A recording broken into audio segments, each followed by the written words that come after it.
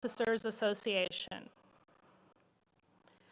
Mr. Corey D. Bates, National Vice Commander, the American Legion.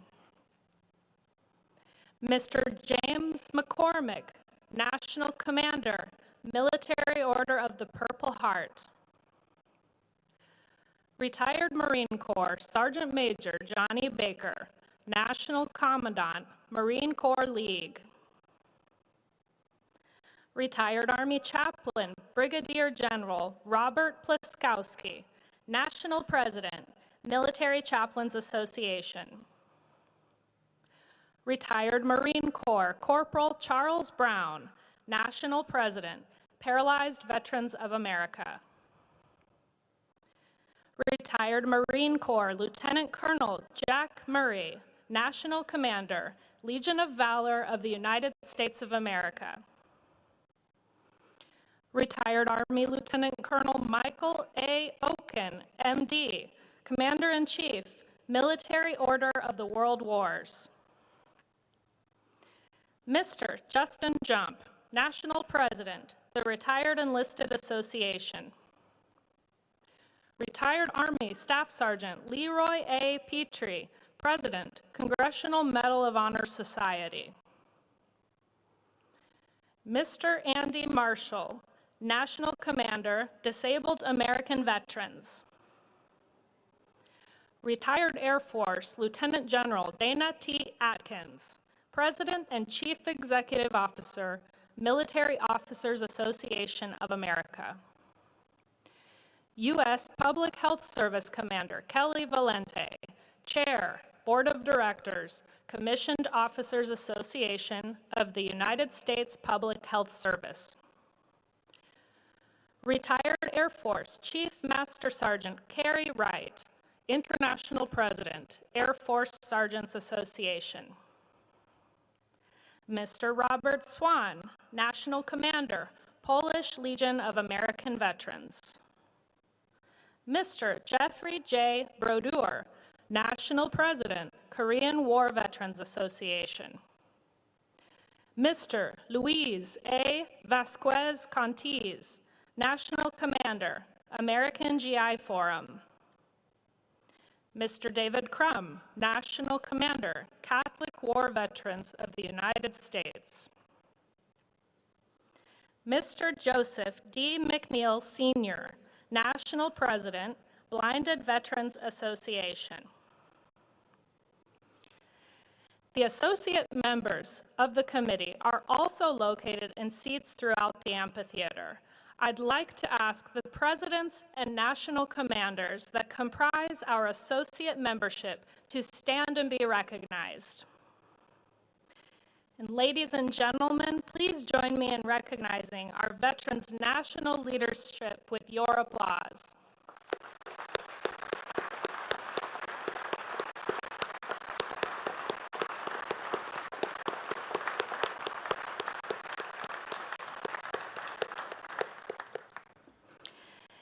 It is now my pleasure to introduce the Executive Director, Office of Army National Cemeteries and Army National Military Cemeteries, Ms. Karen Durham Aguilera.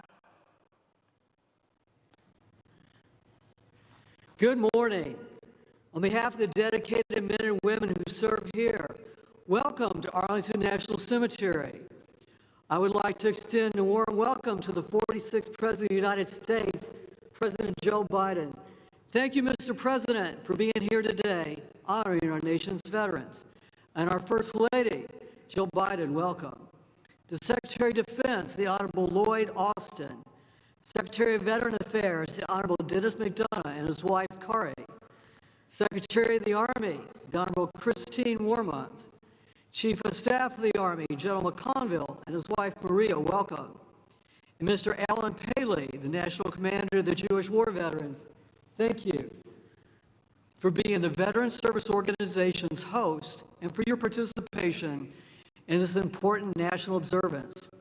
And to all dignitaries and families and everyone watching from across our great nation, thank you for being with us today. The cemetery is beautiful this time of year, And it is fitting that we once again recognize our veterans on these most hallowed grounds. Today is a celebration of honor, duty, and patriotism.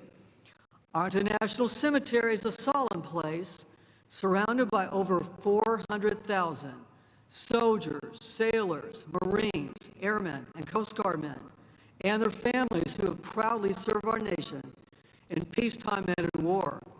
While Memorial Day is dedicated to remembering those whom we have lost, today is a celebration of all of those who have worn the uniform, including and especially those who are still with us.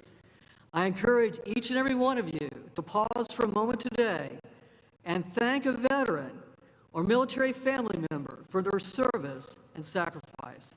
Today may be solemn, but it can also be joyous, as we remember loved ones, friends, comrades in arms who have served and may still be serving. I'll also briefly talk about an historic event that concludes today with this observance. For the last year, we have held events to commemorate the centennial of the Tomb of the Unknown Soldier with the interment of the World War I unknown. 100 years ago today, that service member completed his final journey from France and was laid to rest here in the heart of Arlington National Cemetery to represent all service members who had lost their lives and their identities. We did so to provide comfort and closure to those family members who were never given the opportunity to lay to rest their child, husband, or father. More of the history of the Tomb of the Unknown Soldier can be found in our commemorative educational programs online. I encourage everyone to learn more about this iconic site. Stories of the service and sacrifice we celebrate today are etched in marble all around us, from the inscriptions on gravestones to the Tomb of the Unknown Soldier. Most important are the patriotism, valor, and fidelity etched in the hearts and souls of our service members, past, present, and future. They are the vanguard of our freedom and our liberty. Today, as for the past 157 years, Arlington National Cemetery is honored to serve our veterans and their families at our nation's most sacred shrine. No place at Arlington National Cemetery can be purchased. Each must be earned through honorable service. To everyone here today, I'm proud to say we are a great people honoring service and sacrifice to a grateful nation. So thank you to all of our veterans and families. And once again, welcome to Arlington National Cemetery. I will be followed by the National Commander of the Jewish War Veterans, Mr. Alan Paley. Thank you.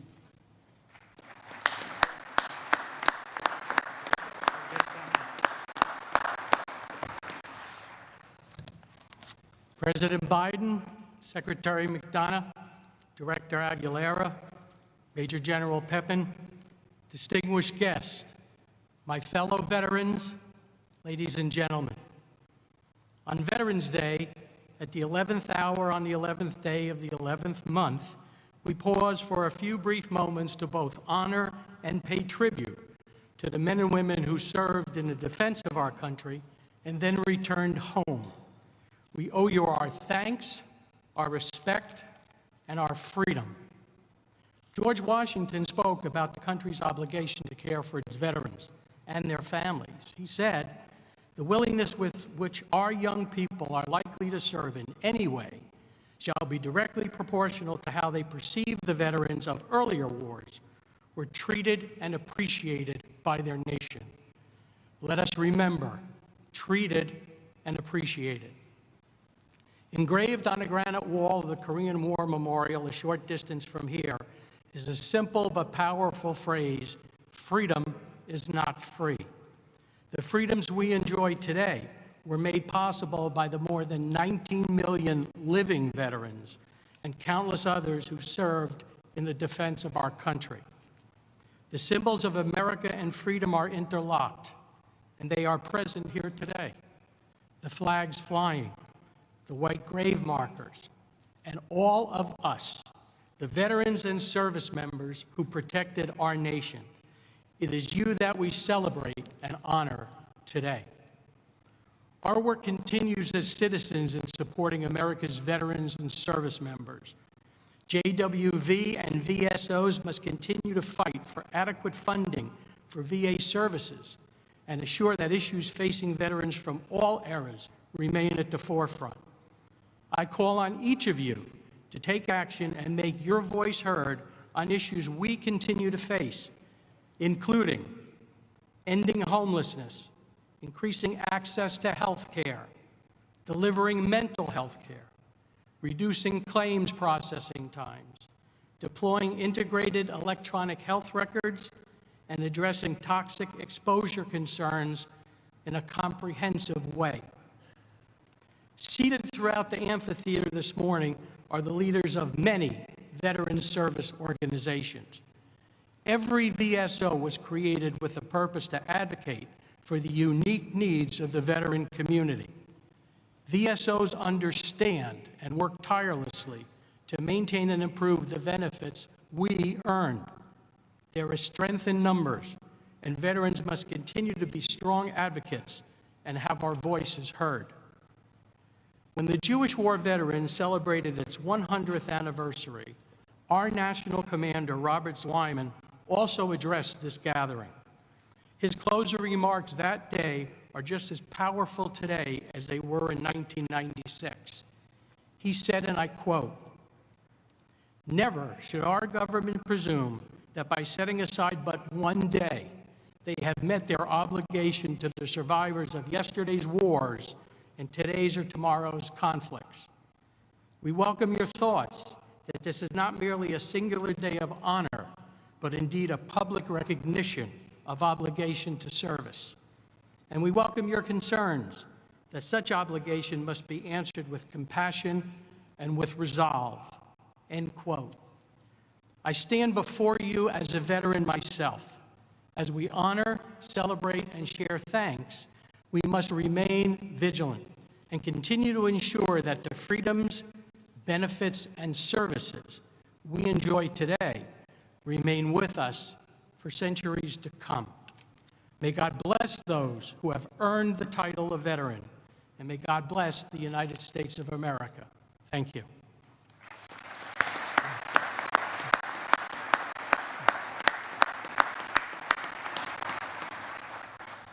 It gives me great pleasure to introduce the 11th Secretary of Veterans Affairs, the Honorable Dennis McDonough. Before coming to VA, Secretary McDonough served as the 26th White House Chief of Staff, working across the cabinet to develop and execute critical U.S. priorities in national security and domestic policy.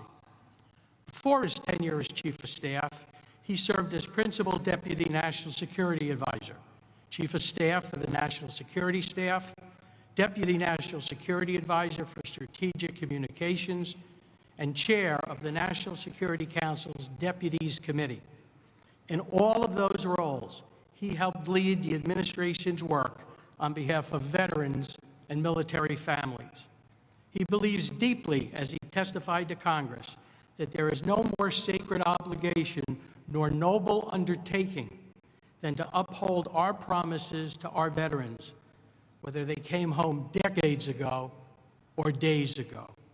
Join me in welcoming the Secretary of Veterans Affairs, Dennis McDonough.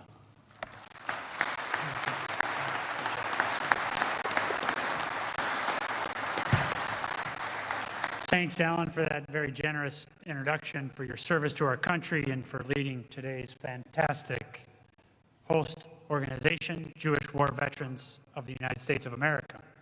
Mr. President, welcome. My deepest thanks to you and to the First Lady for being here. We are forever grateful for your leadership, for your unwavering support of our nation's veterans, their families, caregivers, and survivors. Let me also acknowledge the distinguished leaders from the Cabinet, Congress, VA, veteran service organizations, veteran family and caregiver advocacy organizations, and our Veterans Day National Committee. It's great to be here with you. Most of all, thanks to the veterans, their families, caregivers, and survivors with us this morning.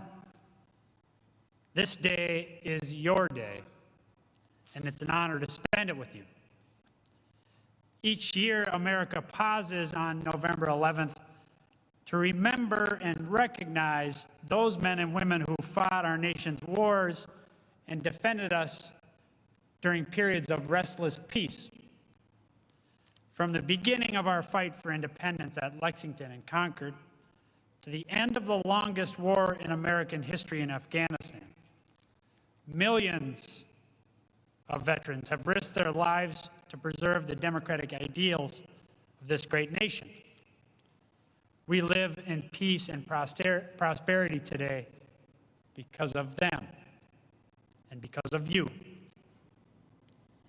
On this day, we must not only appreciate those great blessings and the vets who delivered them, we must also remember the terrible cost at which they came.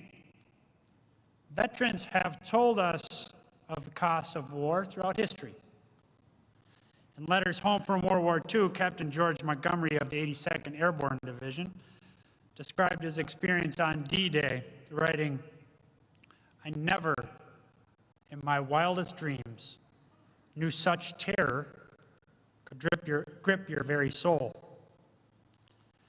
Senator Max Cleland, an indefatigable patriot, hero of the war in Vietnam, and the father of the modern VA who passed away earlier this week, echoed that sentiment, writing, "War is as close to hell on earth as anything ever could be." Sentiments like these have been expressed by veterans of every conflict.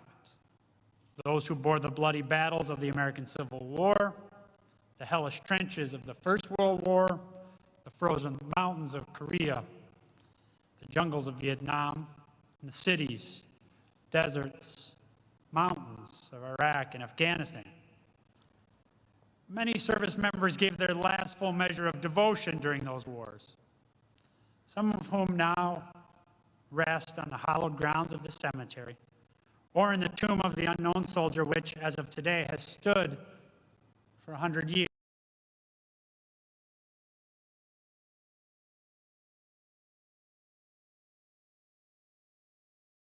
Givers. And that same call echoes today when President Biden reminds us that our nation's most sacred obligation is to prepare and equip troops we send into harm's way and to care for them and their families when they return home. At VA, that means we're providing veterans with world-class health care, with benefits they've earned and so rightly deserve, with a lasting resting place that's a tribute to their service. And with President Biden's leadership, VA is doing exactly that, providing more care, more benefits, and to more veterans than at any time in our nation's history. But this day reminds us that it's not just the job of VA to serve veterans, their families, survivors, and caregivers. It's the job of every American. Because whenever someone signs up to honor our country in the military, our nation makes them a simple promise. If you take care of us, we'll take care of you. If you fight for us, we'll fight for you. If you serve us, we'll serve you when you come home. The thing is, our nation as a whole makes that promise. But it's on all of us, every single one of us, to keep that promise. There are many ways to do that. From reaching out to the veterans in your life, to lending a hand when a veteran needs help, to doing your small part to uphold the principles of democracy for which veterans have fought and bled to defend. Whatever the method, serve veterans and serve them well. Remember their sacrifices, recognize their service, and recommit and renew your pledge to them, because that is our most sacred responsibility as Americans on this Veterans Day and every day. I know of no one who keeps that promise better than President Biden. As a senator, as vice president, and now as president, and as the surviving father of an Iraq war veteran, President Biden has dedicated so much of his life to serving those who have served us. Veterans, their families, survivors, and caregivers could not ask for a stronger advocate. And so, without further ado, it is my great personal and professional honor to present to you our Commander-in-Chief, the President of the United States of America, Joe Biden.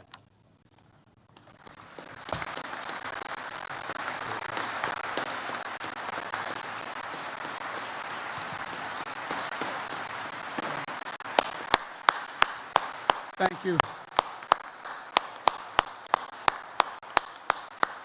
Thank you, thank you. Thank you, Mr. Secretary. Folks,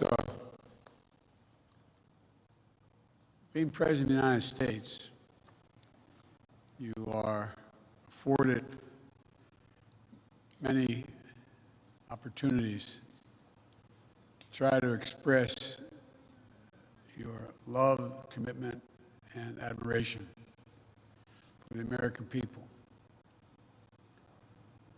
And I must say to you that the single greatest honor I have been afforded as president is to stand before so many of you, those Medal of Honor winners out there, and talk about Veterans Day and veterans.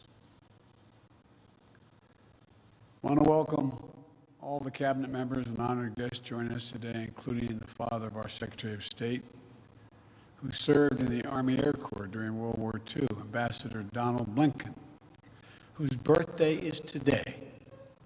Happy birthday.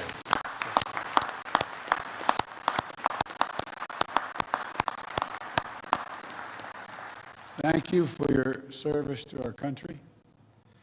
And I just want to tell you, I know you're a little younger than I am, but you know, I've adopted the attitude of the great Negro at the time, pitcher in the Negro Leagues, went on to become a great pitcher in the pros, into the Major League Baseball after Jackie Robinson.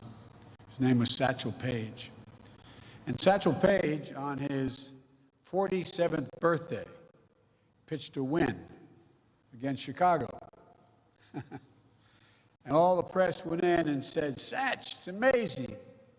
47 years old, no one's ever pitched a win at age 47. How do you feel about being 47? He said, boys, that's not how I look at it.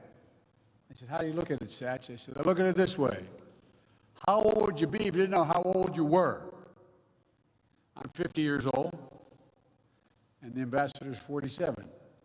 But all kidding aside, Mr. Ambassador, thank you for your service during World War II, as well as your service as an ambassador. And thank you for raising such a fine man, Tony Blinken, our Secretary of State. To all our veterans, past and present, we thank you, we honor you, and we remember always what you've done for us. I'd like to recognize one of our national heroes who is here today, Medal of Honor recipient, Mr. Brian Thacker. During the Vietnam War, then First Lieutenant Thacker put the safety of his fellow troops above his own, providing cover fire against an attacking enemy, and even calling in artillery fire on his own position so our forces had a better chance to withdraw. Wounded, unable to leave the area, he evaded capture for 8 days until finally federal friendly forces retook the position. Yours is a remarkable story. It'll never be forgotten. We'll also never forget the stories of American leaders and icons we've lost recently who shaped our nation in ways that are hard to measure. I've lost, like many of you, 3 good friends in the last month. General Colin Powell, a child of immigrants who grew up to be the chairman of the Joint Chiefs of Staff, the Secretary of State, a man who was a friend but who earned the universal respect of Americans and people for his leadership in uniform and out. And a guy who became good friends many times. I was in and out of Iraq as a vice president and a senator. General Ray Odierno, I met multiple times in Iraq and who did so much to help get us where we are today, and who always put the troops and its veterans first. It was an honor to have my son, Major Biden, serve under his command at the time. And my friend and colleague, who was mentioned already, United States Senator Max Cleland, who was a triple amputee, knew the cost of war as well as anyone could ever know it, and went on to champion the dignity and care of Americans and wounded veterans throughout his life. We lost all 3 of these incredible veterans in the last several weeks, and our hearts go out to their families. These are stories that inspire generation after generation of Americans to step forward to defend our nation. And today, we pay homage to the unrelenting bravery and dedication that distinguish all those who have earned the title of American veteran. It's an honor that not only a small percentage of Americans can claim, and one that marks those who are able to claim it as brothers and sisters. It's a badge of courage that unites across all ages, regardless of background, because to be a veteran is to have endured and survived challenges most Americans will never know. You've come through the trials and testing, brave dangers and deprivations, faced down tragic realities of war and death. And you've done it for us. You've done it for America, to defend and serve American values, to protect our country and our Constitution against all enemies, and to lay a stronger, more secure foundation on which future generations can continue to build a more perfect union. Each of our veterans is a link in a proud chain of patriots that has stood in the defense of our country, from Bunker Hill to Belleau Woods, Gettysburg to Iwo Jima, Chosin Reservoir to Konar Valley. Each understood the price of freedom, and each shouldered that burden on our behalf. Our veterans represent the best of America. You are the very spine of America, not just the backbone. You're the spine of this country. And all of us owe you. And so on Veterans Day, and every day we honor that great debt and recommit ourselves to keeping our sacred obligation as a nation to honor what you've done. We have many obligations to our children, to our elderly, to those truly in need. But I've gotten in trouble way back when I was a young senator for saying we only have one truly sacred obligation. We have many obligations, but one truly sacred obligation: to properly prepare those and equip those who we send into harm's way, and care for them and their families while they're both deployed and when they return home. This is a lifetime sacred commitment. It never expires. And for me and for Jill and for the entire Biden family, it's personal. When Bo was deployed to Iraq, after spending 6 months in Kosovo as an assistant U.S. attorney trying to set up a criminal justice system, I got a call from him one day. He said, "Dad, what are you doing Friday?" And I said, "What do you need, hon?" What do you need? He said, "I'd like you to pin my bars on." I said, "What in the heck have you done?" He said, someone's got to finish these wars, Dad. True story. Jill and I learned what it meant to pray every day for the safe return of someone you love. So many of you have done that. Our grandkids learned what it meant to have their dad overseas in a war zone instead of back at home for a year, tucking them into bed and reading that story every night. Thousands of Americans, tens of thousands, have had that experience. As the English poet John Milton wrote, they also serve who only stand and wait. All the mothers and fathers, sons and daughters, spouses, all those who stand alongside our veterans and their families, caregivers, survivors, you are the solid steel spine that bears up under every burden, the courageous heart that rises every challenge. We've asked so much of you for so long, and our nation is grateful. For 2 decades, the lives of our service members and their families and veterans have been shaped by the conflicts in Iraq and Afghanistan. Since 9/11, hundreds of thousands of Americans have served.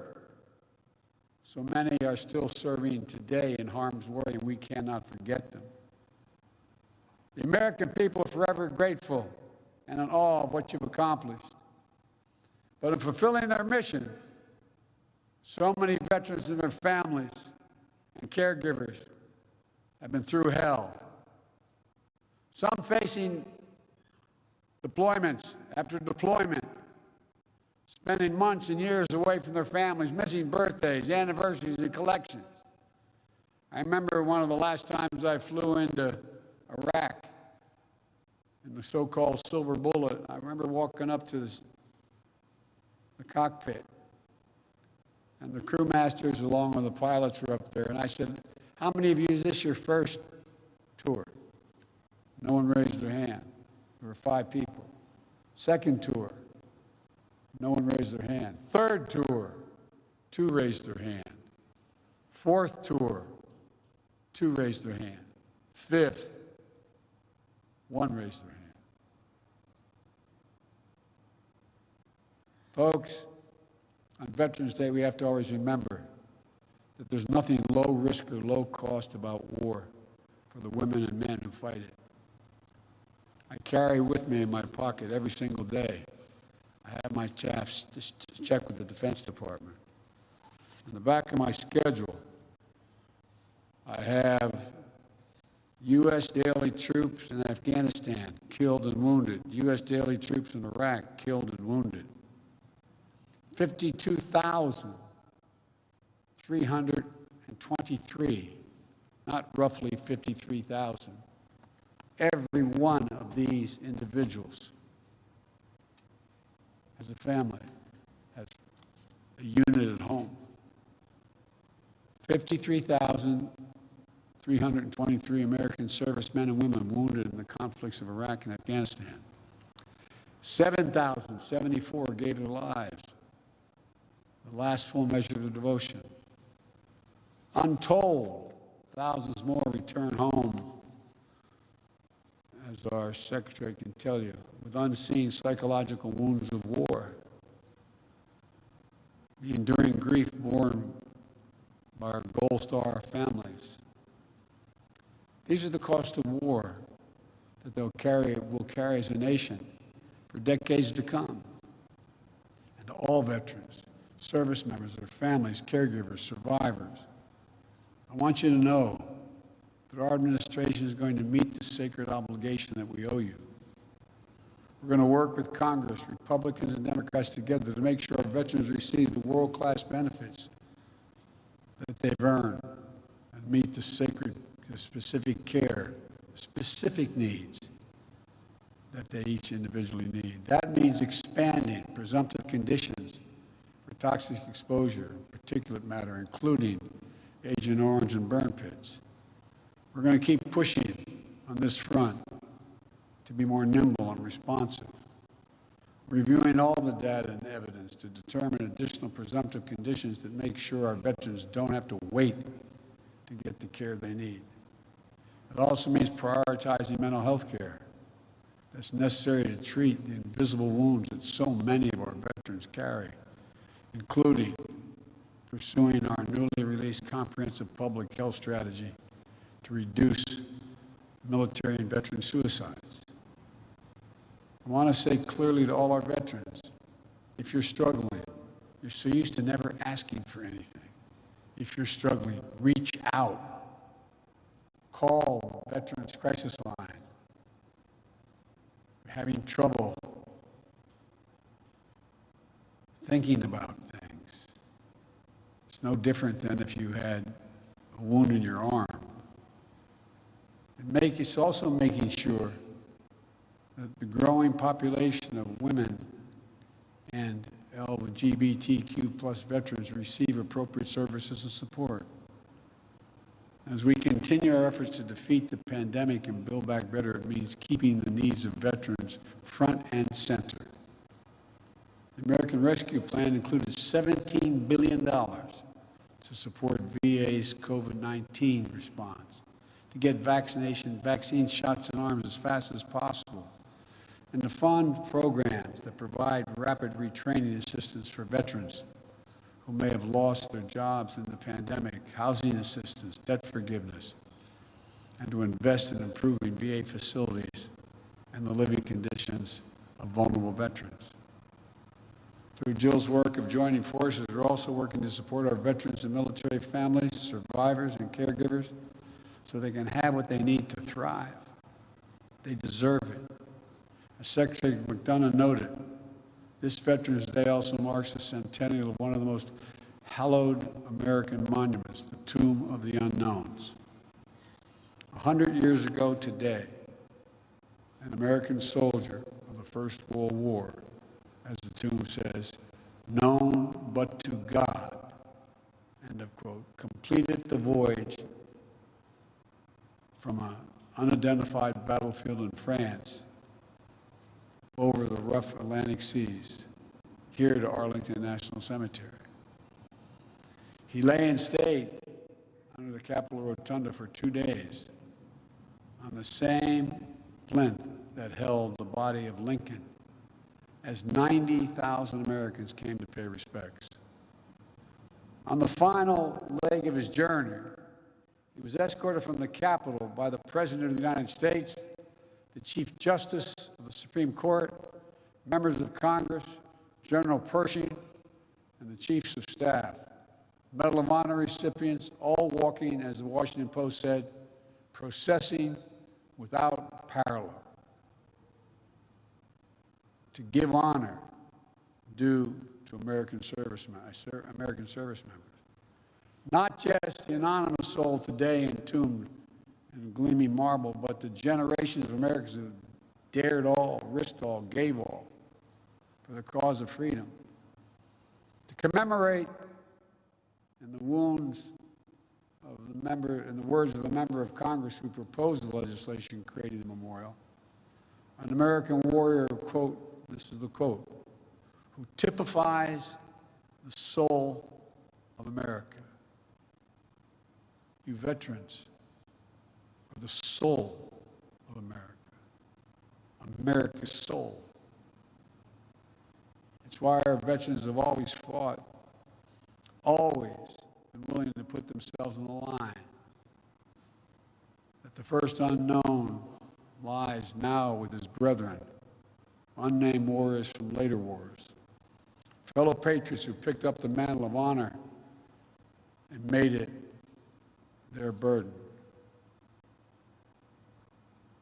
Today, 100 years later, we keep a sacred watch over their graves. Generations of elite sentinels have taken the post, pledging their eternal vigilance. We lay wreaths, we renew our oath, we stand in solemn awe of such fidelity. Because for us to keep faith with American veterans, we must never forget exactly what was given us what each of them is willing to put on the line for us.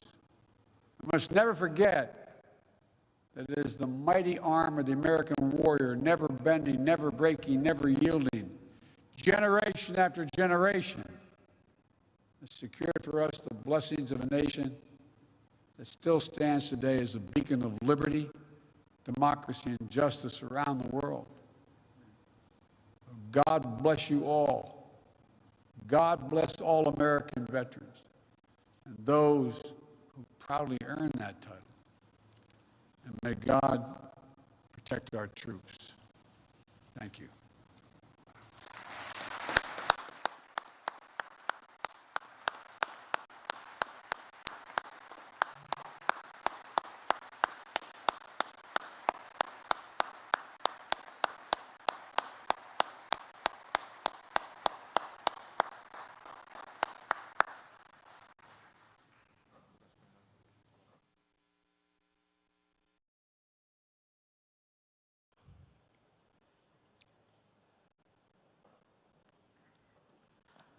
Ladies and gentlemen, and now the United States Coast Guard Band will play and the Armed Forces Chorus will sing, God Bless America.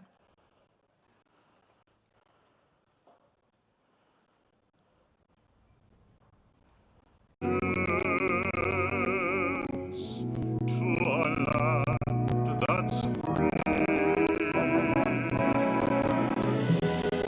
Let us all be grateful for a land so fair, as we raise our voices in a solemn prayer.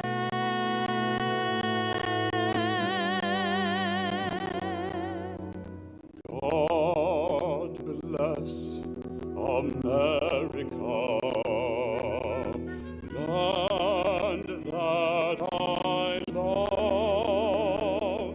Stand beside her and guide her through the night with the light from above. From the mountains to the prairies, to the oceans white with foam,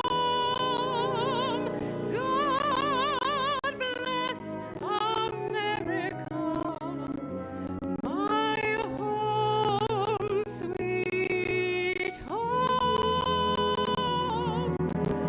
God bless America, my home, sweet home.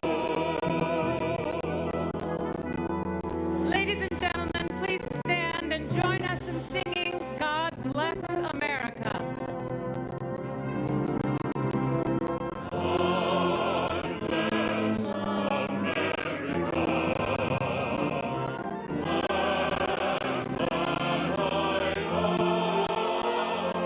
Stand beside her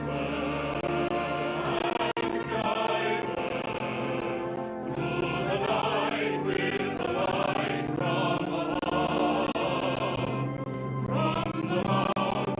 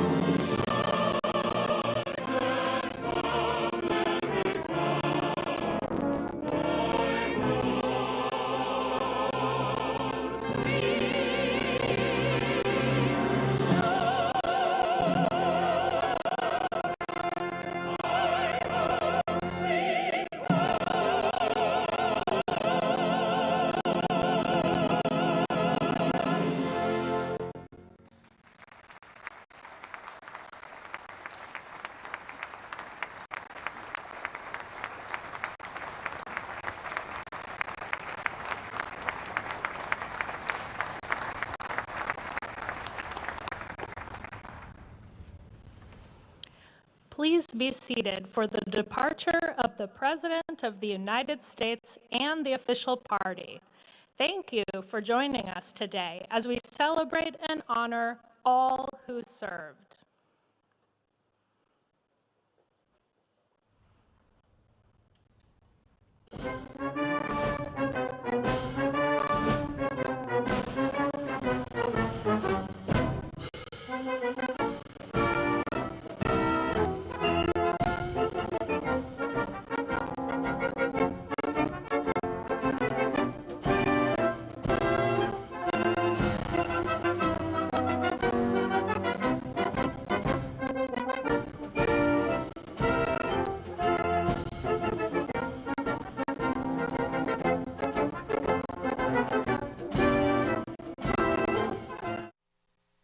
Today, the NASA SpaceX Dragon crew arrives at the International Space Station.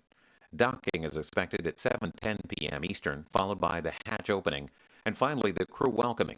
Our live coverage starts at 7 p.m. Eastern on C-SPAN, online at cspan.org, or watch full coverage on C-SPAN Now, our new video app.